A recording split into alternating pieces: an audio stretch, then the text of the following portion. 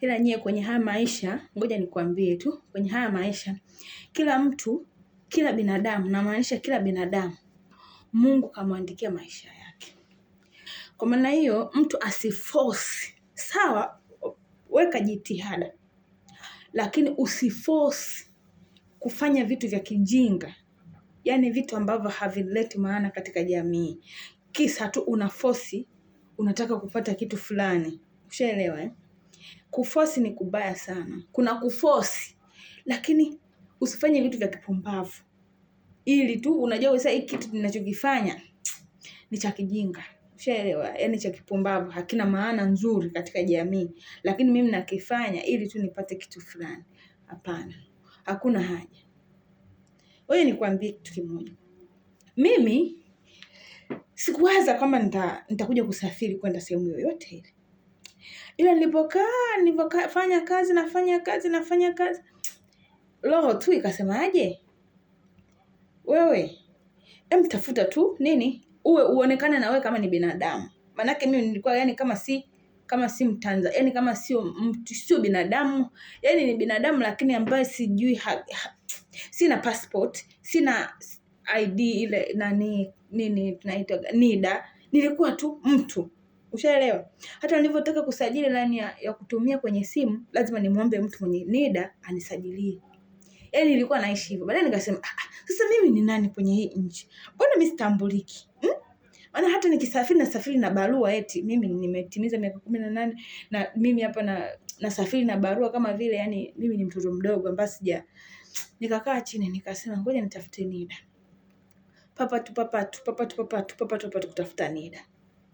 Nilipopata NIDA hapo ndani ya wiki moja nikapata ile namba peke yake, na hapo tu nilipata likizo ya wiki moja.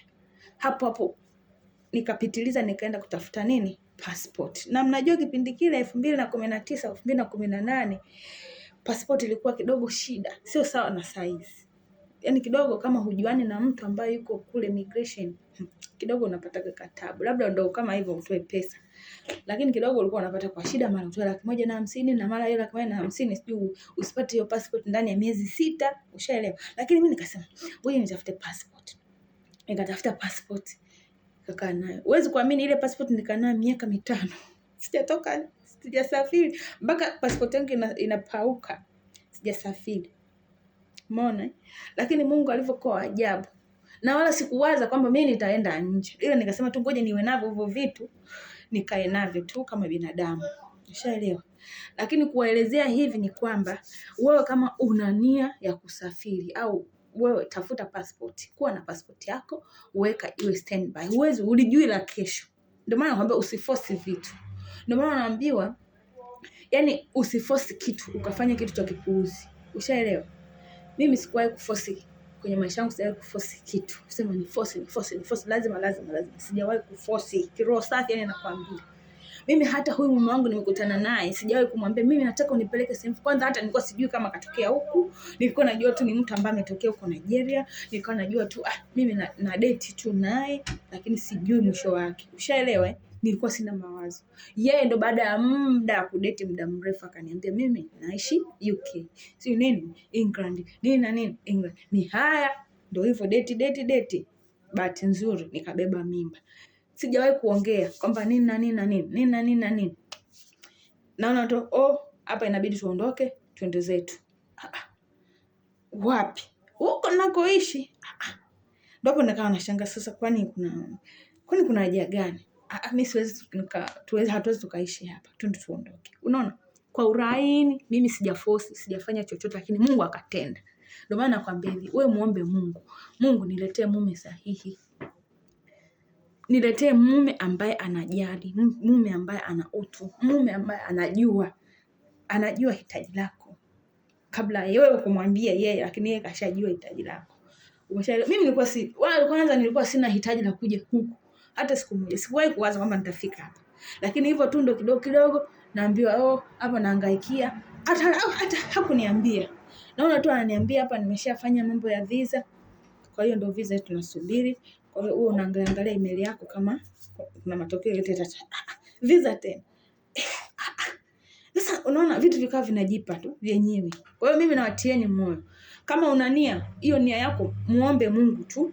Muombe Mungu, Mungu ndiye anajua hitaji lako. Mimi hata sikuwahi kuomba Mungu anipe nije kuja kuishi huko. Hata sijawahi kuomba. Hilo sijawahi kuomba kabisa. Kiukweli mimi nikwambie tu ukweli kutoka moyoni. Sijawahi kuomba. Sababu mimi kama kusema hivi eti nataka wazungu, nimefanya kazi za hoteli miaka hii 5. Wazungu nawaona, tabia zao naziona, kila kitu naziona. Yaani kwa hiyo wakaniweka off kabisa, nikawa off. Mimi na wazungu nikawa off. Kwa hiyo nilikuwa sihitaji kusema na mimi sijui nipate mzungu, sijui nipate nini.